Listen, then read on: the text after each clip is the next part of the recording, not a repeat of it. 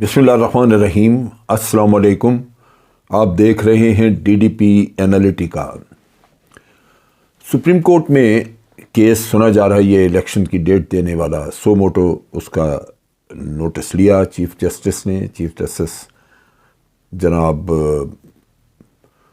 बंदयाल ने, और उस पर आज पहला दिन जब वो हेयरिंग वगैरह हुई तो बड़ी अजीब सी बातें सामने नज़र आईं। पहली बात तो ये कि यूँ लगा कि हमारा सुप्रीम कोर्ट जो है वो उसमें भी पोलराइजेशन है, बटा हुआ है और ग्रुपिंग है। उसमें दो ग्रुप हैं जो एक दूसरे के ख़िलाफ़ सफ़ारा हैं। वो पहले भी हमने ये चीज़ नोट की थी जबकि कुछ जजों को सिलेक्ट करने का एक प्रोसेस जो कि सुप्रीम कोर्ट में चलाया गया और चीफ जस्टिस ने सिलेक्शन कमेटी या उसकी कॉन्फ्रेंस बुलाई, तो उसमें भी बास जजों ने उस पर एतराज़ात कुछ किए, किसी ने मोस्ट जज नहीं आए उसमें, और बाज़ ने तो मीडिया को ख़त वत पहुँचाए कि जी ये इस तरह हो रहा है।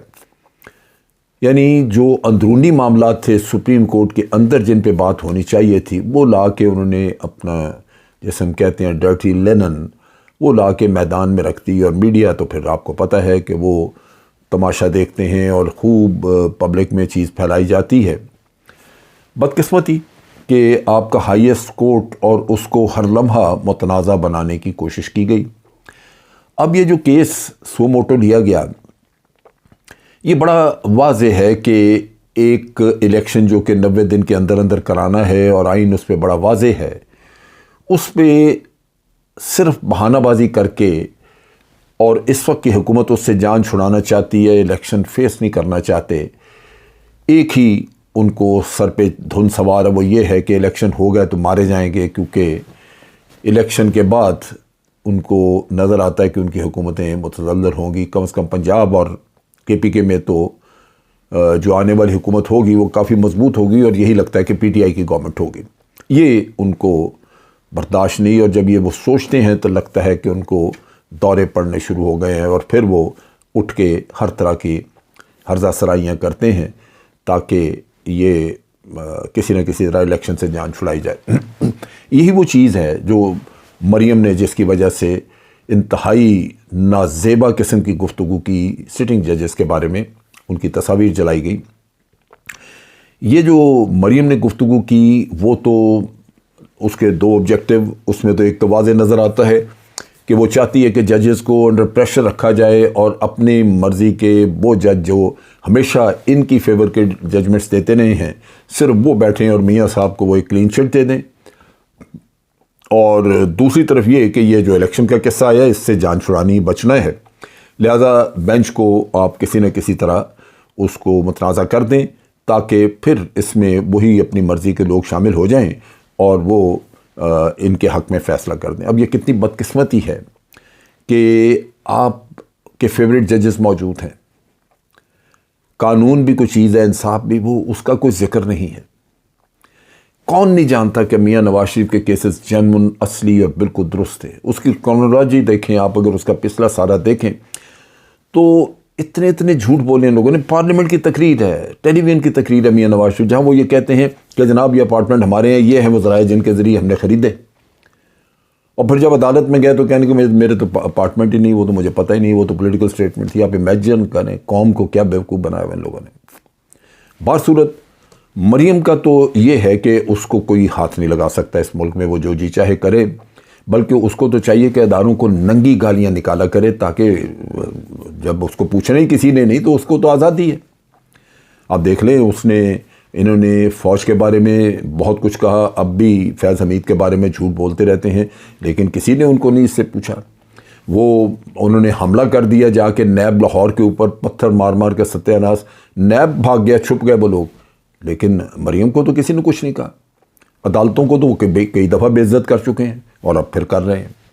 अब यहाँ पे जो सूरत हाल है वो ये है कि दो जजेस पे इन्होंने कहा कि हमें एतराज़ है, और वो जज चुके गालिबन वो मुनसिफ हैं, इंसाफ का साथ देते रहे हैं, और इनको इंसाफ नहीं चाहिए, इनको तो फेवरेटिज़म चाहिए, सो वो इन्होंने एतराज़ कर दिया।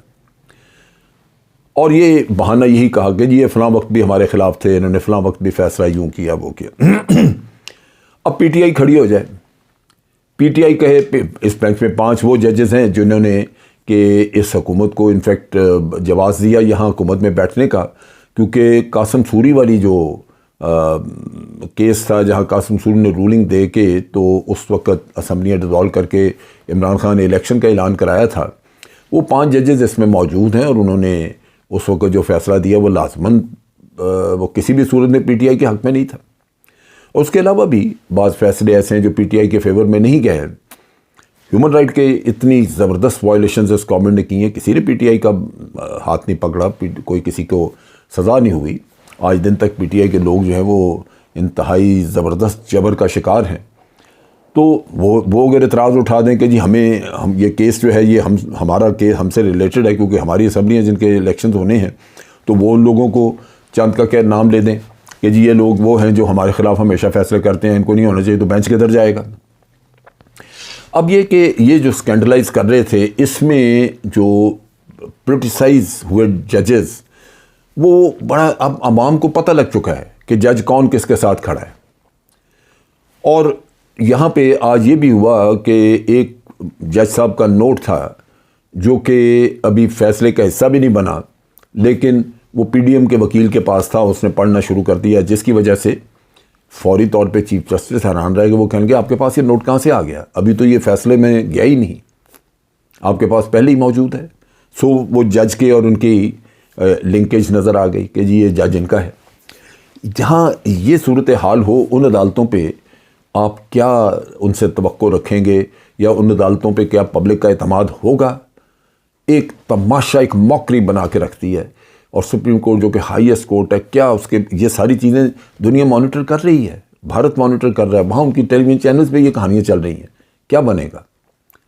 عوام کدھر جائیں گے اگر یہ صورتحال ہو؟ اس طرح اس سپریم کورٹ کے اندر ڈویژنز نظر آتی ہیں۔ لیکن اب یہاں اس سے اور بھی مجھے جو سازش نظر آتی ہے وہ یہ ہے، جو میں رکھنا چاہتا ہوں اپنے تجزیے کے حصے کے طور پہ، کہ مجھے لگتا ہے کہ جو 2 ججز کے اوپر جو اعتراض اٹھایا ہے، آج فاروق نائک صاحب نے اٹھایا، پی ڈی ایم کو وہ ریپرزینٹ کر رہے تھے، وہ خالی اعتراض نہیں ہے۔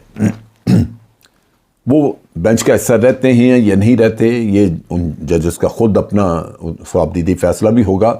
اور جو جیسے جسٹس مظہر علی اکبر نقوی کے اوپر ایک اعتراض بھی لگایا اور ان کے وہ سپریم جوڈیشل کونسل میں کسی وکیل نے اپلیکیشن بھی دی ہے، انہوں نے فیصلہ کیا کہ وہ اپنا دفاع کریں گے۔ انہوں نے کہا جی بالکل میرا دامن صاف ہے، میں دفاع کروں گا۔ سو وہ اپنا دفاع کریں گے اور وہ مطمئن ہے کہ ان کا کانڈکٹ درست ہے۔ ان حالات میں کیا پی ڈی ایم صرف یہ اعتراض کر کے تو چپ ہو جائے گی؟ پی ڈی ایم میں جو لیڈنگ پارٹی ہے جو مریم نواز ہٹ کر رہی، وہ ہے پی ایم ایل این، اور پی ایم ایل این کا ٹریک ریکارڈ بہت برا ہے۔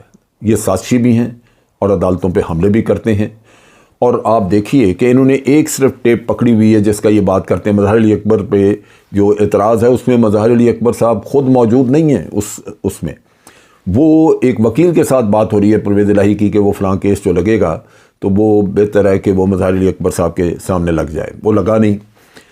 لیکن اسی کو وہ کہہ رہے ہیں کہ جناب اس پہ یہ ہونا چاہیے، وہ ہونا چاہیے۔ ان سے کوئی پوچھے، پہلے تو شہباز شریف کو اندر ہونا چاہیے، جو سزا لکھوا رہا تھا جسٹس قیوم کو کہ فلاں کو اتنی سزا دے دیں، محترمہ بے نظیر کے قصے میں، وہ اتنے سالوں سے باہر پھر رہا ہے، کسی نے نہیں پوچھا۔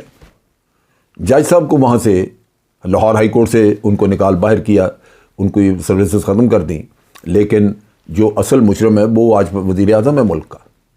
تو ایک تو یہ بہت بڑا تضاد، لیکن چونکہ ان کی ہسٹری ہے یہ بچ نکلتے ہیں، اور ساتھ یہ کہ یہ کرتے ہیں، انہوں نے اس وقت بھی جج خریدے اور سپریم کورٹ میں اس زمانے میں جب جسٹس سجاد علی شاہ تھا تو اس کے خلاف بغاوت کرائی، 10 جج ایک طرف کر دیے، سجاد علی شاہ کو جانا پڑ گیا، سپریم کورٹ پہ حملہ کرایا، جج بیچارے جان بچا کے پیچھے چور دروازوں سے بھاگے۔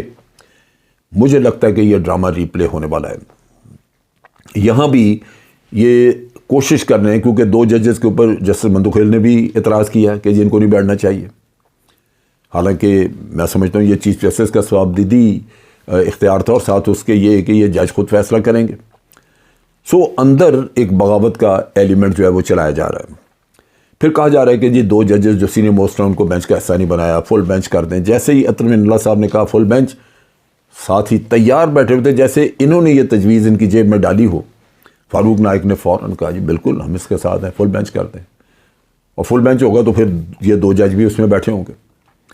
सो लगता ये है कि ये एक तो इसमें डिले करना चाहते हैं, जो मुझे ऑब्जेक्टिव नज़र आते हैं कि जो इलेक्शंस हैं उनको इसी तरह बेंचेस और इनको मुतनाज़ा बना के तो इलेक्शंस का किस्सा जो है वो गोल करा दिया जाए, उसको डिले हो जाए उसमें। और वो नज़र आ रहा है एक सीधा फ़ैसला जो कि कोर्ट के सामने सिर्फ इसलिए आया कि 2 स्पीकर्स ने भी यहाँ पे और एक प्राइम और प्रेसिडेंट ऑफ पाकिस्तान ने एक डेट दे दी। स्पीकर्स ने सुप्रीम कोर्ट को अप्रोच किया कि ये इलेक्शन की डेट नहीं दे रहे, तो इन हालात में सुप्रीम कोर्ट इन्वॉल्व हुआ। लेकिन सुप्रीम कोर्ट ने सिर्फ इतना फैसला करना था कि भाई ये फ़लाँ दिन से लेके यहाँ तक 90 दिन के अंदर अंदर ये इलेक्शन होने हैं और कौन ज़िम्मेदार है इसका। क्योंकि ज़िम्मेदारी के मामले में कभी गवर्नर ज़िम्मेदार है, कभी इलेक्शन कमीशन, कभी प्रेसिडेंट आ गए, तो ये मामला तय करना था। लेकिन इसमें इस मामले को तय करने की बजाय अब वो किस्सा किसी और तरफ चल निकला है। सो नज़र आता है कि एक स्ट्रेटजी है कि इसको बेंचों को आगे पीछे करने के चक्कर में ये सारा मामला डिले करा दिया जाए और इलेक्शन जो है वो पीछे रह जाएं, सो झगड़ा कुछ और पड़ जाए। फिर ये है कि यहाँ साजिश नज़र आती है कि बेंच इनके जजेस के दरमियान एक रिफ्ट पैदा कर दी जाए, ऐसी मुतनाज़ा हो जाएं कि ये आपस में लड़ पड़ें और फिर इनको मौका मिल जाए कि इस सुप्रीम कोर्ट को मलियामेट किया जाए और अपने मर्ज़ी के लोगों को अंदर लाया जाए। इस वक्त हुकूमत में है, कर सकेंगे। दूसरा, बार काउंसिल्स का जो कॉन्ट्रैक्ट है वो इंतहाई गलीज़ और गंदा है। बार काउंसिल में जो अभी इस पाकिस्तान बार काउंसिल के जो प्रेसिडेंट हैं उनको कौन नहीं जानता कि मुतनाज़ा है। उन्होंने किस तरह मियाँ नवाज शरीफ के लिए वो किस तरह उनकी एब्सेंस में वो उनके लिए मुकदमात और इस तरह की चीज़ें भुगतने के लिए तैयार बैठे रहे हैं, तो वो उनकी जो वो एक्शन कर रहे हैं क्या वो क्रेडिबल हैं, क्या उन पर एतमाद किया जा सकता है। लेकिन बार काउंसिल सारी पाकिस्तान की इस वक्त पोलिटिसाइज्ड हैं और खुदा जाने कि वो उनके पीछे वजह क्या है, लेकिन उन्हीं की वजह से बर्बाद हुई जुडिशरी, क्योंकि ये पोलिटिसाइज बार काउंसिल ने अपनी मर्ज़ी के लोगों को आगे जज बनवाती रहीं। आज वो पोलिटिसाइज जज बैठे हैं सुप्रीम कोर्ट में, जिसकी वजह से आज सुप्रीम कोर्ट के अंदर इतनी बड़ी डिवीजन नज़र आ रही है और इतनी ज़्यादा पोलराइजेशन नज़र आ रही है कि वहाँ पे कोई फ़ैसला कराना सियासी मामले पे वो इंतहाई मुश्किल होगा। सो ये वो हालात हैं जो आज हमें नज़र आते हैं और ये मुझे फ़िक्र और ख़दशा ये है कि ये ना हो कि जस्टिस बंदयाल को वो सूरत हाल पेश आए जो जस्टिस सज्जाद अली शाह को आई थी, क्योंकि ये रुथलेस लोग हैं। ये अपने मकासद के लिए, अपनी करप्शन और अपने मामलात को बचाने के लिए ये हर चीज़ कुर्बान कर देने को तैयार हैं और इन्होंने पहले भी यही कुछ किया, अब भी ये यही कुछ करेंगे। और इसमें मैं समझता हूँ कि चीफ जस्टिस साहब को बड़ा समझदारी से, बहुत एहतियात से काम करना होगा, क्योंकि उन्होंने ही सुप्रीम कोर्ट को भी बचाना है, उन्होंने फैसले इंसाफ की बुनियाद पे भी करने हैं और उन्होंने अपनी बका का भी इंतज़ाम करना है। अब तक के लिए इतना ही। अफवाज पाकिस्तान जिंदाबाद, पाकिस्तान पाइंदाबाद।